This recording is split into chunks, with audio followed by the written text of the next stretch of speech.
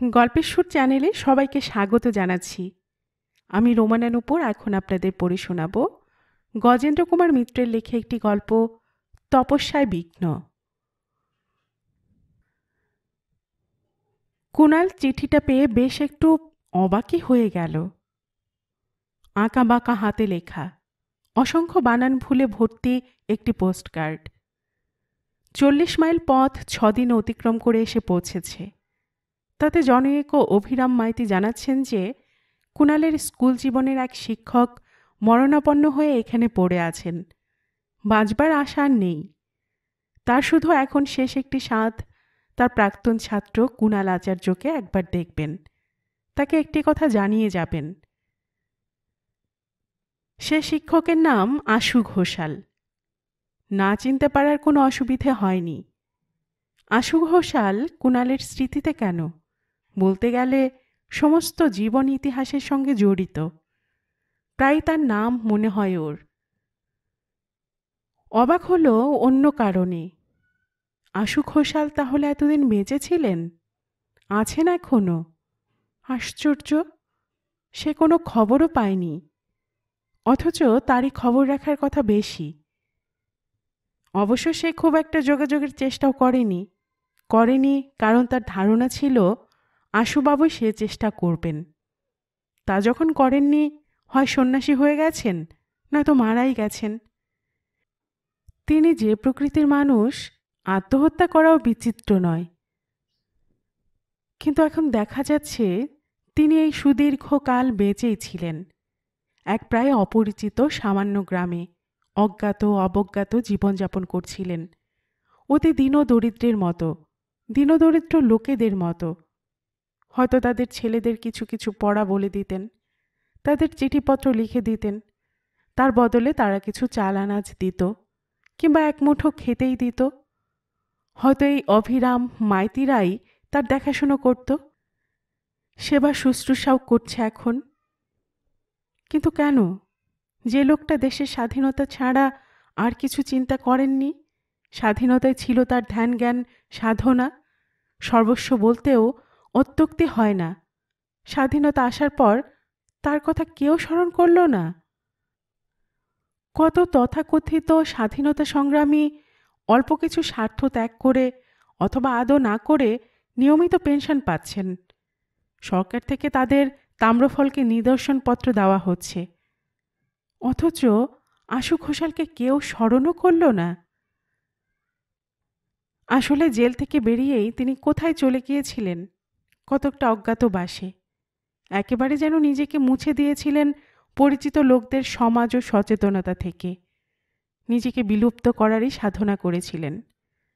হয়তো মনে হয়েছিল এ জেল খাটাতে তার অপরাধের সম্পূর্ণ প্রায়শ্চিত্ত হয়নি, অন্য কোনো কঠোর প্রায়শ্চিত্তের জন্যই এমনভাবে অজ্ঞাতবাসে সংকল্প করেছিলেন, কিংবা নিঃশব্দে দেশবাসীর সেবা করতে চেয়েছিলেন লোকচক্ষুর অন্তরালে।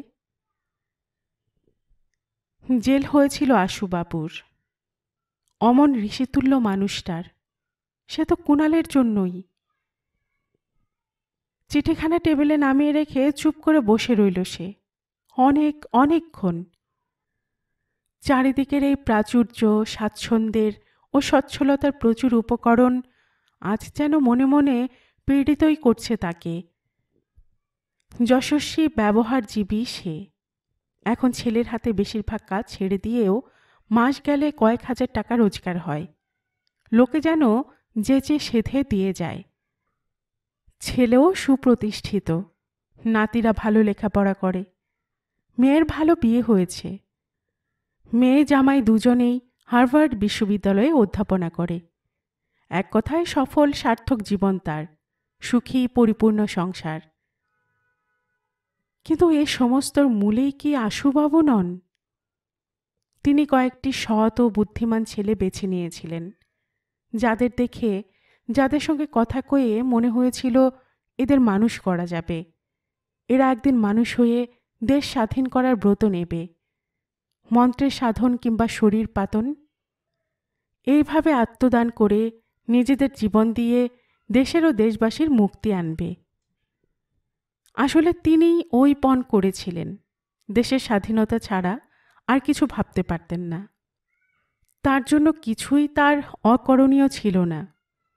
প্রতি কালীপূজার রাত্রে, প্রতি মহাষষ্ঠীর দিন নিজের বুক চিরে রক্ত দিয়ে দেবীর পুজো করতেন।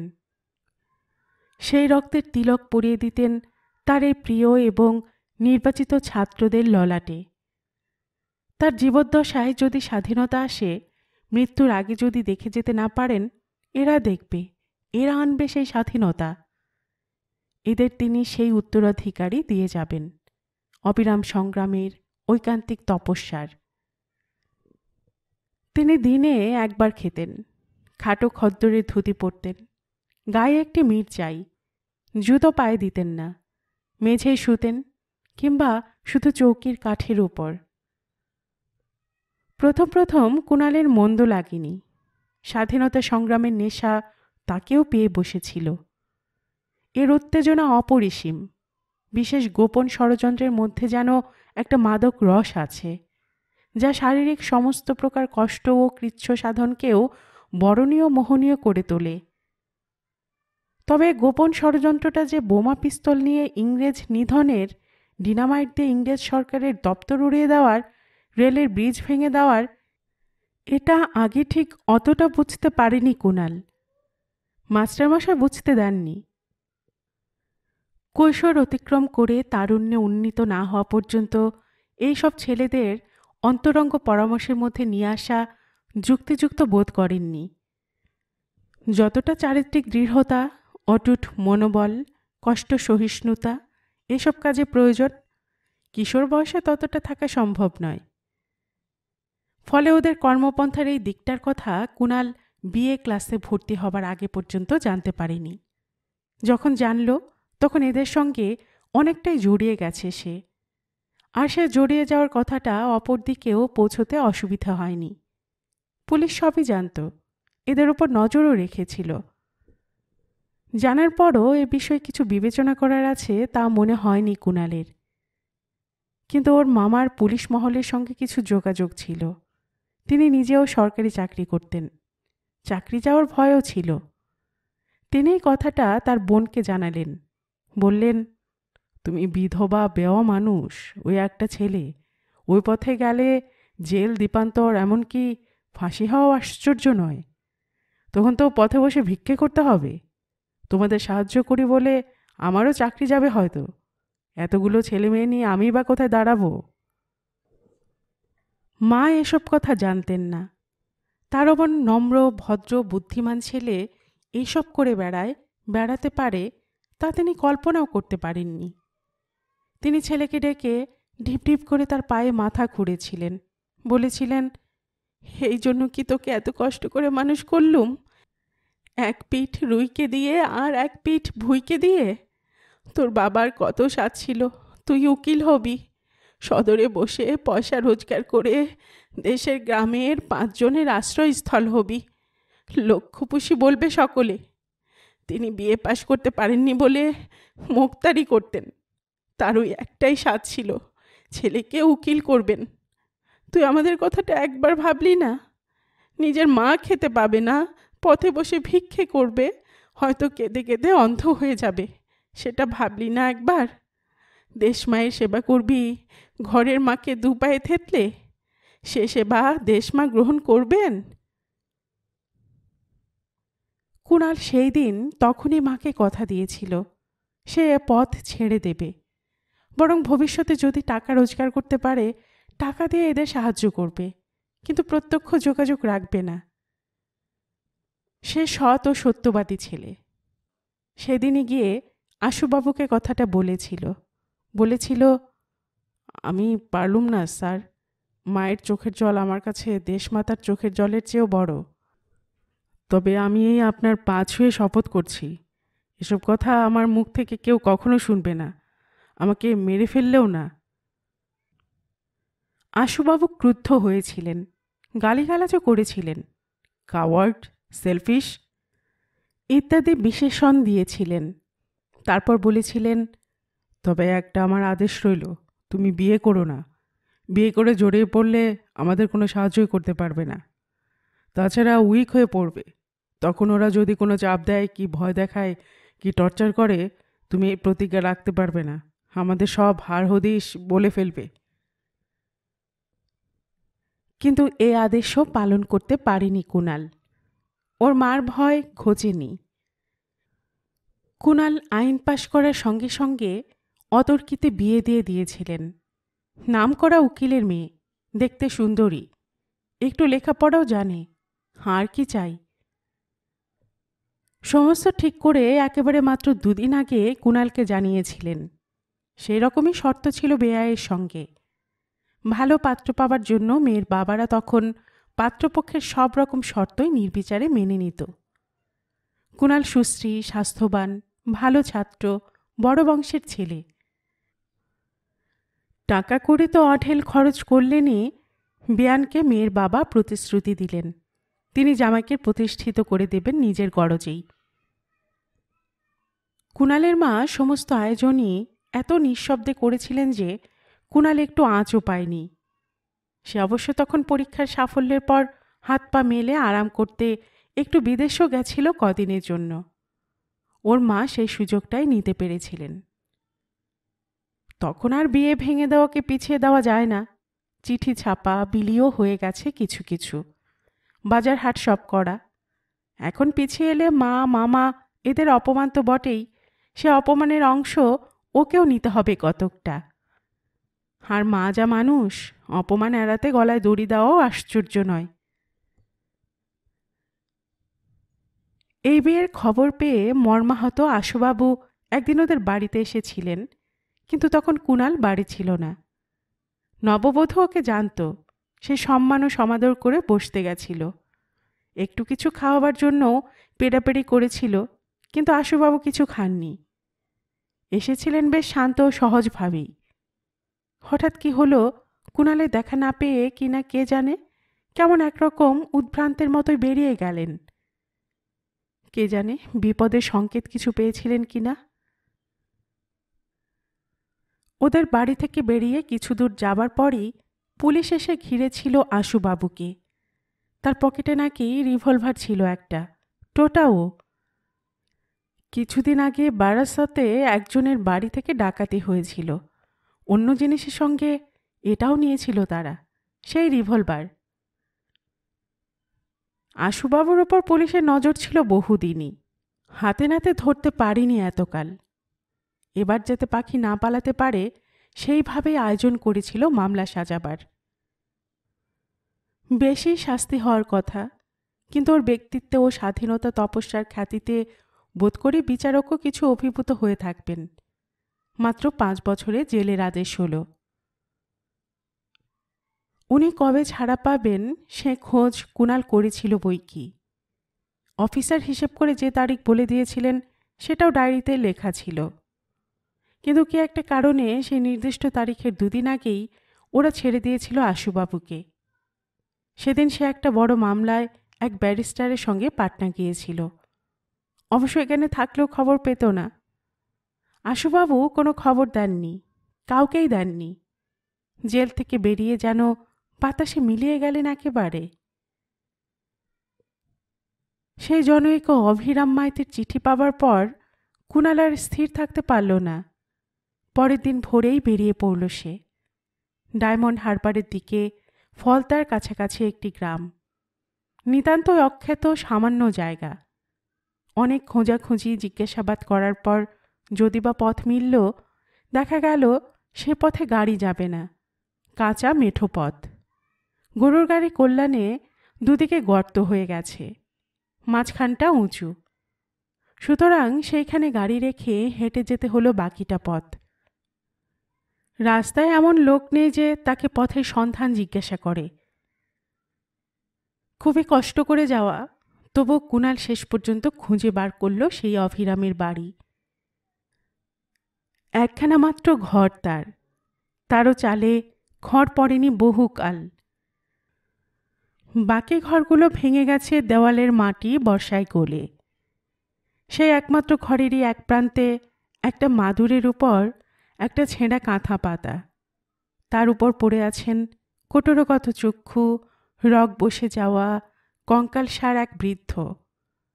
যাকে আশু ঘোষাল বলে চেনার কোনো উপায় নেই এক অনুমান ছাড়া। গৃহের মালিক অভিরামও বৃদ্ধ। তারও বেশভূষা যেমন দিন তেমনি মলিন। সে সসম্মানে কুণালকে ঘরে এনে হাত জোড় করে দাঁড়িয়েছিল। তার দিকেই ফিরে কুণাল বলল, এ কি অবস্থা এর? ইস, একটু আগে খবর পেলে তো। চিকিৎসা বোধহয় কিছুই হয়নি। অভিরাম কাতর কণ্ঠে বলল, চিকিৎসে কি হবে বাবু? যে লোকটা না খেয়ে মরবে বলে ধনুভঙ্গ পণ করেছে, তাকে বাঁচাবে কোন ডাক্তার বলো? আমার এই অবস্থা তো আপনি চোখেই দেখতে পাচ্ছ। একেই বিশেষ কিছু ছিল না, তার উপর একটা ছেলে, তার হলো ওই কি বলে ক্যান্সার না কি, সেই হোক, তা সেও বাঁচল না। আমাকে ধনে পেরানে মেরে গেল। নিজের জমি বিশেষ ছিল না, পরের জমি চাষ করতুম। ছেলেটা যাবার পর বুকে কি ওঘ হয়েছে, একটু খাটতে গেলে বুকের মধ্যে যেন ইঁদুর ছোটাছুটি করে, তাতে এই দশা। অথচ বাবু আর কারো বাড়ি যাবে না। সবচেয়ে গরিব বলে আমাদের ঘরে উঠেছিল। গায়ের ছেলেপিলেকে পড়াতো একটু একটু। তারা যা কলাটা মূলোটা কি কেউ এক পালি ধান দিত, সে সবই আমাদের ধরে দিত। এখানে এক মুঠো যা জুটতো খেত, খায় তো এক বেলা, মুঠো কানেক চালের ভাত। আতের বেলা তো শুধু এক ঘটি জল, তাও এখন বন্ধ করেছে। একেবারে উঠতে পারে না, মাথা ঘোরে, পড়াতে পারে না কাউকে, অমনি পড়ে থাকে।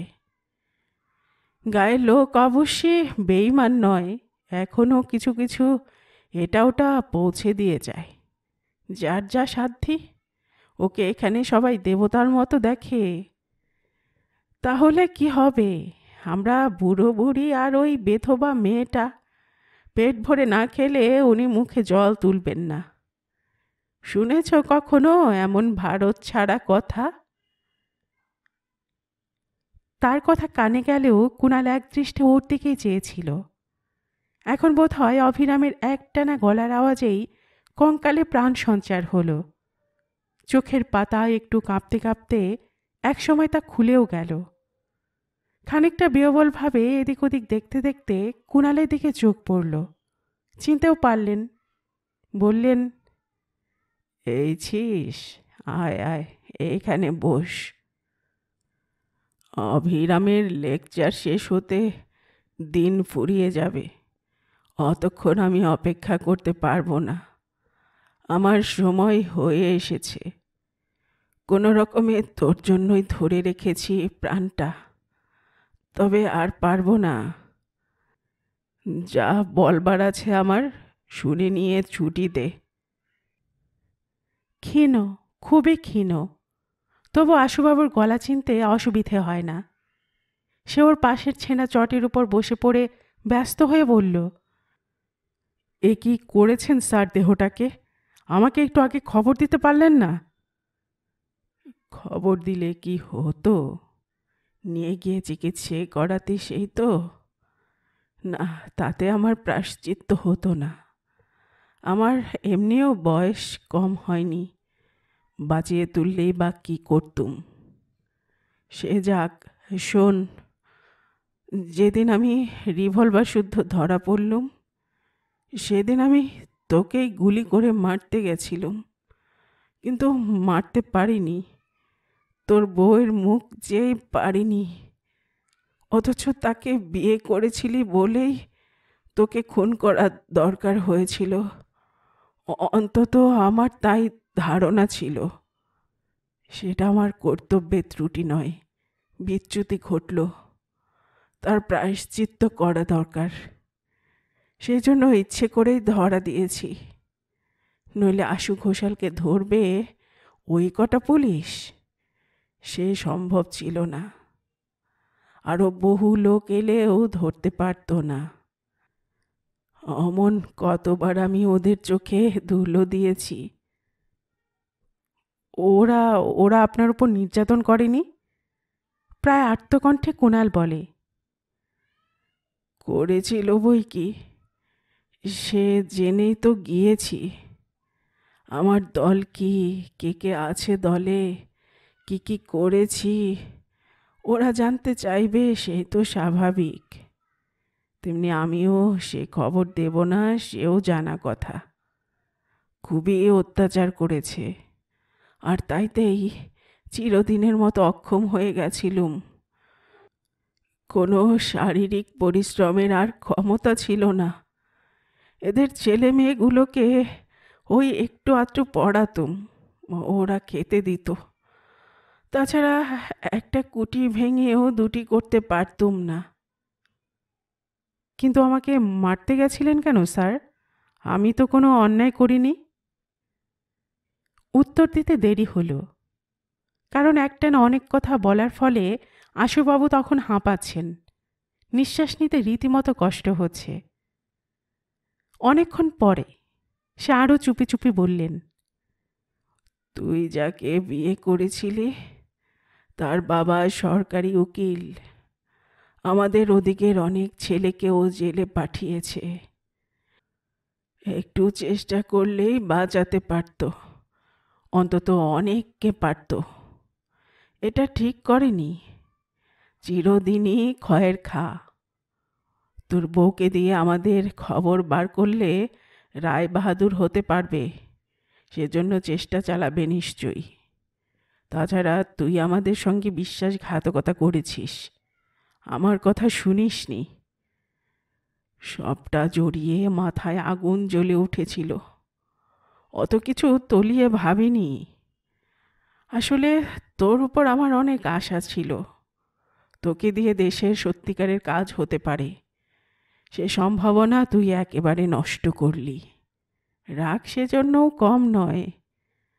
এত অল্প বয়সে বিয়ে করে ছেলেপুলে হয়ে সংসারী হয়ে পড়লে বিষয়কর্মেই মন দিতে হবে।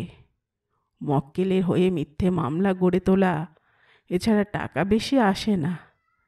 সেই জন্যই আবারও দম নেবার জন্য কিছুক্ষণ থামতে হলো। তারপর ইশারায় কুণালকে কানটা ওর মুখের কাছে আনতে বলে চুপি চুপি আসল বক্তব্যটা বললেন। কেন সেদিন ওর বউকে দেখে কুণালকে মারতে পারেননি সেই কথা, উপন্যাসের মতো সে বিবরণ আশুবাবু না বললে বিশ্বাস হতো না। সে অনেক দিনের কথা, তখন আশুবাবু তরুণ, সবে বিয়ে পাশ করেছেন। বলতে গেলে নিজে একটা বিপ্লবী দল গড়ে তোলে। তখন ওরা বলতেন অ্যানার্কিস্ট। নিজেই একরকম নেতা হয়ে বসেছেন। এসব কাজ করার জন্য টাকা চাই। বড়লোক জমিদার বা মহাজনের বাড়ি লুট করে সে টাকা তোলাকে ওরা তখন অন্যায় মনে করতেন না। সেদিন তেমনি এক সুদখোর মহাজনের বাড়ি ডাকাতি করে অনেক গয়না পাওয়া গিয়েছিল, বন্ধকি গহনা সব। সেগুলো কলকাতায় সরকারের দোকানে পৌঁছে দেওয়া দরকার। একাধিক লোককে পাঠানো ঠিক হবে না। বিশেষ দলের সকলেই তখন ছেলে মানুষ। আশুবাবু সে ভার নিয়েছিলেন, কিন্তু গ্রামের শেষ প্রান্ত পর্যন্ত এসেছেন। রেল লাইনটা ছিল লক্ষ্য। তখন বিশেষ সংকেত দিলে ছোট ছোট ব্রাঞ্চ লাইনে ট্রেন থামত, মানে সাহেব বা অ্যাংলো ইন্ডিয়ান ড্রাইভার না থাকলে। ওসব গাড়িতে থাকতও না, ফায়ারম্যানরাই চালাতো। হঠাৎ প্রায় চারদিক থেকে পুলিশ ঘিরে ফেলল। পকেটে পিস্তল ছিল, কিন্তু কজনকে মারবেন? আর মারাটা বিপজ্জনক।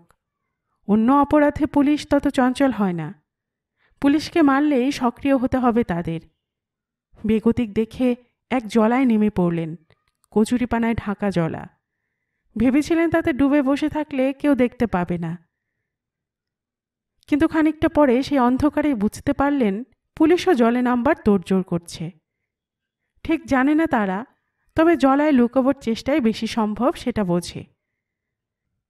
সে বিঘে দুই জলার শেষ প্রান্তে একটা বাড়ি, আর অন্যদিক সব ফাঁকা। জল থেকে উঠে ছুটে পালাতে গেলেই সকলের নজরে পড়বে। আশুবাবু অগত্যা জুয়া খেলার মতোই ভাগ্য পরীক্ষায় প্রবৃত্ত হলেন। যতটা সম্ভব নিঃশব্দে এগিয়ে গেলেন সেই বাড়িটার দিকে, কচুরিপানা ঝাড়ে কোনো আলোড়ন সৃষ্টি না করে। বাড়িটার এদিকের পাঁচিল একেবারে জলের উপর বলতে গেলে, শ্যাওলা ধরা দেওয়াল বলে অত দেখাও গেল না। তেমনি সারা শব্দ না দেওয়ার চেষ্টা করেই পাঁচিল টপকে বাড়িটার উঠোনে নেমে পড়লেন। তবু যত চেষ্টাই করুন একেবারে শব্দ হবে না তা সম্ভব নয়। গভীর রাত্রে সামান্য শব্দও শোনা যায় জেগে থাকলে। অবশ্য অত রাত্রে কেউ জেগে থাকবার কথা নয়, কিন্তু ঠিক সেই সময়েই বাড়ির কিশোরী মেয়েটির বাইরে আসা প্রয়োজন হয়েছিল। সে ভয় পেয়ে চিৎকার করেই উঠত, কিন্তু আশুবাবুর ভাগ্য ভালো, অতিরিক্ত ভয় পাবার জন্যই জোর কোনো আওয়াজ ফুটল না। আশুবাবুর আর সময়ও ছিল না, পুলিশ ওদিকে জলে নেমেছে। সে শব্দ পেয়েছেন তিনি এগিয়ে এসে একেবারেই মেয়েটার মুখ চেপে ধরলেন বেশ সজোরে। তারপর কানের কাছে মুখ এনে বললেন, কোনো ভয় নেই, শোনো, আমি ভদ্রলোকের ছেলে, লেখাপড়া শিখেছি, জন্যই আমি স্বদেশী করি। স্বদেশী করা বোঝো তো? ইংরেজ সরকারের সঙ্গে আমাদের লড়াই। আজ হঠাৎ পুলিশের হাতে পড়ে গেছি, চারদিক থেকে ঘিরেছে, ধরলে হয়তো ফাঁসি দেবে। একটু বাড়িয়ে বলেছিলেন আশুবাবু, মেয়েটির করুণা উদ্রিক্ত করার জন্যই। আমি ওই জলা দিয়ে উঠে এসেছি, আমাকে এখানে কোথাও একটু লুকিয়ে রাখতে পারো? বলে হাত ছেড়ে দিয়েছিলেন। টেরোরিস্ট, অ্যানার্কিস্ট বা বিপ্লবী, এসব কথা তখন অত কেউ বুঝত না, বিশেষ পাড়াগাঁয়ের দিকে। স্বদেশী করাটা বুঝত। অত অল্প বয়সী মেয়ে, 17-18 বেশি বয়স নয়, তাও গ্রাম অঞ্চলের। তার উপস্থিত বুদ্ধি এবং দ্রুত মনস্থির করার ক্ষমতা দেখে আশুবাবু সেদিনও অবাক হয়ে গিয়েছিলেন। আজও মনে হলে বেশ অবাক লাগে। এমন খুব বেশি তিনি দেখেননি। সে ঘাড় নাড়ল অস্ফুট কণ্ঠে, আসুন বলে একেবারে নিজের শোবার ঘরে নিয়ে গিয়ে দরজা বন্ধ করে দিল। ছোট্ট বাড়ি, মাঝে দুখানা মাঝারি ঘর, দাওয়ার দুপাশে দুটো খুব ছোট্ট ঘর, ইটের গাঁথুনি, খড়ের চাল বাড়ি। মেঝেটা বিলিতি মাটির। ওই দুটো ছোট্ট ঘরের একটাতে বোধহয় রান্না হয়, আর একটাতে এই মেয়েটি থাকে। পরে শুনেছিলেন আশুবাবু, ওই দুটো মাঝারি ঘরের একটাতে মুদির দোকান, আর একটাতে বাবা মা আর ছোট দুটি ভাই থাকে। এই ঘরটাতে এই মেয়েটি থাকে, মালতী, আর সেই সঙ্গে ভাঁড়ারও। ঘরে চৌকি নেই, আসলে চৌকি রাখার জায়গাও নেই। মেঝেতে একটা মাদুরের উপর তোষক পেতে বিছানা করা, দেশে তাঁতের খাটো মশারি টাঙানো একটা। দিনে এটা গুটিয়ে রেখে পুরোপুরি ভাঁড়ারের কাজ চালানো হয়। সেই সঙ্গে বোধহয় কুটনো বাটনাও চলে। অত কথা কিছু হয়নি, এসব আশুবাবুর অনুমান। পরে ভেবে দেখেছেন এসব কথা। মেয়েটি ঘরে ঢুকে হাতড়ে হাতড়ে একটা দেশলাই বার করে প্রদীপ জ্বালল। রেড়ির তেলের প্রদীপ, এ আলো বাইরে যাওয়ার কোনো সম্ভাবনা নেই। তাছাড়াও জলার দিকেই এই দরজাটা, আলো যাবে বা কোথা দিয়ে? আলো জেলে চকিতে প্রায় এক লহমায় ওর অবস্থাটা দেখে নিয়ে দড়ির আলনা থেকে একখানা গামছা ছুঁড়ে ফেলে দিয়ে বলল, গা মুছুন তাড়াতাড়ি, জামা কাপড় খুলে দিন, আমি রান্না করে রেখে আসি। আর এই সায়াটা জড়িয়ে নিন কোনো মতে, একটু ছেঁড়া, তা কি আর হবে। সে শাড়ি আড়াল করে সায়াটা ছেড়ে দিল। মুগ্ধ বিস্মিত আশুবাবু তাই করলেন। মালতী বলল, এবার মশারির মধ্যে ঢুকে পড়ুন, কাঠ হয়ে শুয়ে থাকুন। যাই হোক, যা শুনুন, একটা শব্দ করবেন না। তারপর এক ফুঁয়ে আলোটা নিভিয়ে দিয়ে ভিজে কাপড়গুলো নিয়ে কোথায় চলে গেল। পরে জেনেছিলেন রান্নাঘরে উনুনের খাঁজে রেখে এসেছিল। লুকোনোও হবে, গরমে একটু শুকিয়েও যাবে। তারপর মশারির মধ্যে থেকেই দেখলেন আশুবাবু, মেয়েটা দ্রুত উঠোনে নেমে ওর পায়েও কাপড়ে করে আনা জলের চিহ্ন মুছতে শুরু করেছে। কচুরিপানার টুকরোগুলো আবার ওদিকে ফেলে একবার ভিজে নাতায় আর একবার একটা শুকনো ন্যাকড়ায় ঘষে ঘষে জলের সমস্ত চিহ্ন লোপ করে ফিরে এসে আগের মতোই নিঃশব্দে দৌড় বন্ধ করে বিনা দ্বিধায় সেই মশারির মধ্যে ঢুকে পড়ল। পুলিশ এসেছিল বই কি, চেঁচামেচি হাঁক ডাকে ওর বাবা মা উঠেছিলেন। মালতীও দৌড় খুলেছিল নিদ্রালু চোখে। কোনো লোক পাঁচিল টপকে ওদের উঠোনে পড়েছিল কি? ওরা কিছু দেখেছে? ঠিক ঠিক বলুক, নইলে নিস্তার নেই। কেউই দেখেনি, কেউ কিচ্ছু জানে না। একজন এসআই জুতোশুদ্ধ দাওয়ায় উঠে একটা লণ্ঠন তুলে ঘরের মধ্যগুলিতেও চোখ বোলালেন। একটা মেয়ের সামান্য সংকীর্ণ বিছানা। মেয়েটা তো এইমাত্রই ঘর থেকে বেরোলো, সেখানে আর কে লুকিয়ে থাকবে?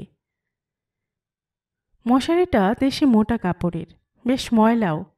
তার মধ্য দিয়ে ধোঁয়া ওঠা লণ্ঠনের আলোতে ভেতরে কিছু আছে কিনা তা দেখাও গেল না স্পষ্ট। পুলিশ চলে গেলে মালতীর বাবা মা গজগজ করতে করতে গিয়ে আবার শুয়ে পড়লেন। মালতীও এসে যেন খুব স্বাভাবিকভাবেই সেই মশারির মধ্যে ঢুকল। বিছানার বাইরে মেঝেতে যেটুকু জায়গা খালি পড়ে আছে তাতে কারো শোয়া সম্ভব নয়। সে চেষ্টাও করল না মালতী, তবে ওরই মধ্যে যতটা সম্ভব গা বাঁচিয়ে শোয়ারের চেষ্টা করল। তবে নিতান্তই অপরিসর শয্যা, তাতে একেবারে গায়ে গানে ঠেকিয়ে শুয়ে থাকা সম্ভব নয়। তেমন কোনো অসম্ভব প্রয়াস করলও না মালতী। এরপর দুটো একটা কথা অস্পষ্ট কণ্ঠে হবে বই কি। মেয়েটির বাবা শিক্ষক, তবে তার আয়ে সংসার চলে না বলেই সকাল বিকেলে এই দোকান করেন। অবস্থা ভালো না, একেবারে খারাপও না। মালতীও স্কুলে পড়েছে, ম্যাট্রিক পাশ করেছে, কলেজে পড়া সম্ভব হয়নি। এখনও বাবা কিছু কিছু পড়ান, বাইরের বই পড়েছে কিছু। স্বদেশওয়ালাদের সম্বন্ধে তার বাবারও খুব আগ্রহ। সামান্য যেটুকু পারেন তিনিও গোপনে সাহায্য করেন। আশুবাবুও বললেন তার কথা। ওই ছোট পুটুলিতে যে অন্তত 4-5 হাজার টাকার গহনা আছে, এগুলো তাকে যেমন করে হোক কলকাতায় পৌঁছে দিতে হবে। এর বদলে পাবেন হয়তো মোট 500 টাকা। কিন্তু তাই বা দেয় কে?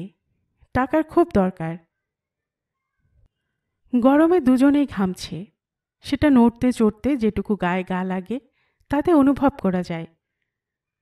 মালতী একবার আঁচল দিয়েই একটু হাওয়া করার চেষ্টা করল। আশুবাবু বাধা দিলেন। আঁচলটা টেনে নিয়ে নিজের ঘাম খানিকটা মুছে নিলেন শুধু। মালতী বলল, পাখা একখানা আছে, তবে সেটা ভাঙা, হাওয়া করতে গেলেই শব্দ হবে। তারপর একসময় ছেলে মানুষের মতোই বলে উঠল, এই শাড়িটা আমি কাচব না, লুকিয়ে তুলে রেখে দেব। অনেকক্ষণ ধরে প্রবল একটা আবেগ বোধ করছেন আশুবাবু।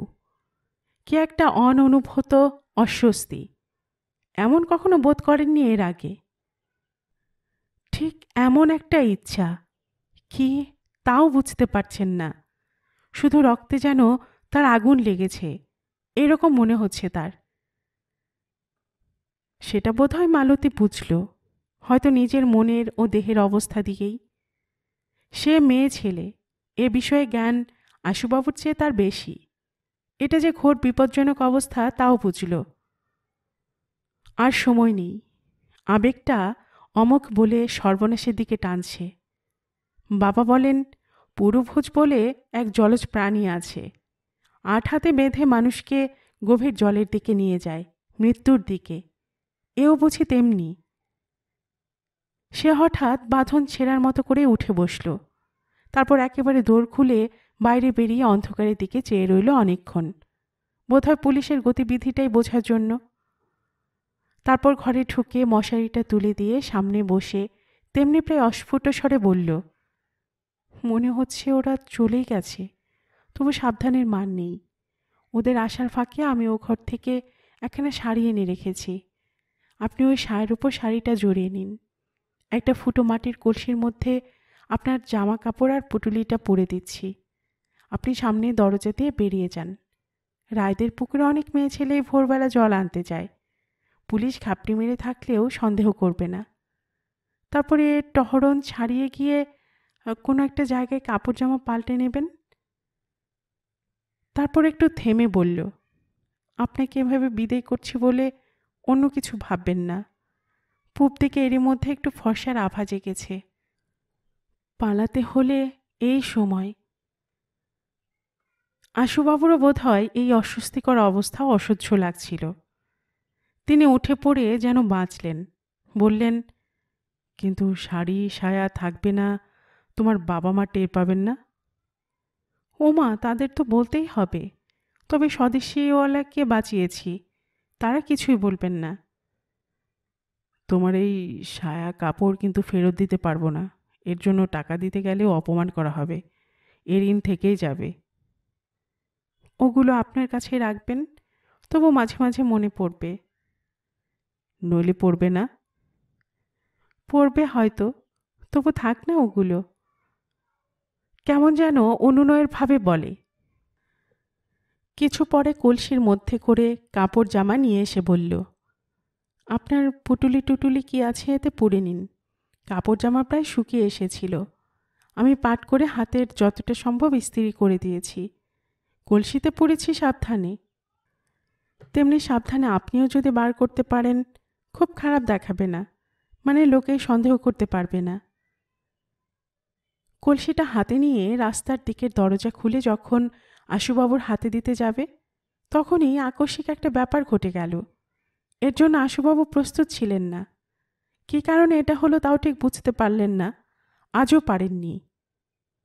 এ ধরনের উন্মত্ত আবেগ অনুভব তার ওই প্রথম আর ওই শেষ।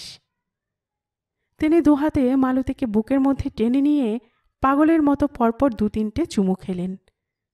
মালতী বাধা দিল না, বরং একরকম আবেগ ও আবেশে চোখ দুটি বুজে এলো তার। সে যেন আশুবাবুর বুকের মধ্যে এলিয়ে পড়ল। ঠিক সেই সময়ই বাড়ির মধ্যে কি একটা শব্দ হলো। বোধহয় মালতীর মা কি বাবা কেউ উঠছেন। দূরেকার বাড়ি একটা মুরগিও ডেকে উঠল। দুজনেরই সচেতনতা ফিরল প্রায় এক নিমেষে। আশুবাবু কলসিটা ওর হাত থেকে যেন টেনে নিয়েই দ্রুত এগিয়ে চললেন, প্রভাতী আলোর দিক পেছনে রেখে। বেশ দ্রুতই চলছেন। কেবল তিনি যে ঠিক পথ দেখে চলতে পারছেন না, বারবার হোঁচট খাওয়াতেই সেটা বোঝা গেল। 2-3 মুহূর্তের ব্যাপার। তার মধ্যেই সে স্বল্প আলোতেই একটা জিনিস লক্ষ্য করেছিলেন আশুবাবু। মালতীর উপরের ঠোঁটের ডান দিকে একটি লাল তিল। কুণালের স্ত্রী যখন হাসি মুখে ওকে অভ্যর্থনা করার জন্য বাইরে এসে দাঁড়ালো, তখন তার ডান দিকের ঠোঁটে ওই লাল তিলটিই প্রথম নজরে পড়েছিল। আড়ষ্ট কাঠ হয়ে গিয়েছিলেন তিনি সঙ্গে সঙ্গেই। তার মধ্যেই কোনো মতে প্রশ্ন করেছিলেন, তোমার তোমার মায়ের নামটা কি মা, বলতে পারো? তা কেন পারবো না, মালতী। কিন্তু কেন বলুন তো? সে প্রশ্নের জবাব দেননি আশুবাবু, দিতে পারেননি। কোনো প্রয়োজনও ছিল না দেবার, আর অপেক্ষা করারও না। কী সব বলছে বউটি তাও শোনেননি। মালতীর মেয়েকে তিনি বিধবা করতে পারবেন না। নিজের জীবনের মূল্য না হয় নিজের জীবন দিয়েই শোধ হবে। তিনি তখনই চলে এসেছিলেন সোজা পুলিশের কাছে। গল্পের সুর চ্যানেলে এতক্ষণ আপনারা শুনছিলেন গজেন্দ্র কুমার মিত্রের লেখা একটি গল্প, তপস্যায় বিঘ্ন। আর এতক্ষণ গল্প পাঠে আমি আপনাদের সাথে ছিলাম রোমানা নূপুর। আপনারা যারা গল্পের সুর চ্যানেলের গল্প নতুন শুনছেন, আপনাদের সুবিধার্থে একটি বিনীত অনুরোধ, যদি আপনারা আরও এমন গল্প শুনতে চান, তবে নিচে সাবস্ক্রাইব বাটনে একটি ক্লিক করে রাখুন ও একটি লাইক করে রাখুন। এতে এই চ্যানেলের ভিডিওগুলি খুঁজে পেতে আপনাদের সুবিধা হবে। আর পাশে থাকা বেল বাটনটিও চেপে রাখুন, যাতে নতুন কোনো গল্প দেওয়ার সাথে সাথেই আপনাদের কাছে নোটিফিকেশন চলে যায়। সবসময় সবাই খুব ভালো থাকুন, সুস্থ থাকুন, আনন্দে থাকুন, এই প্রার্থনা রইল।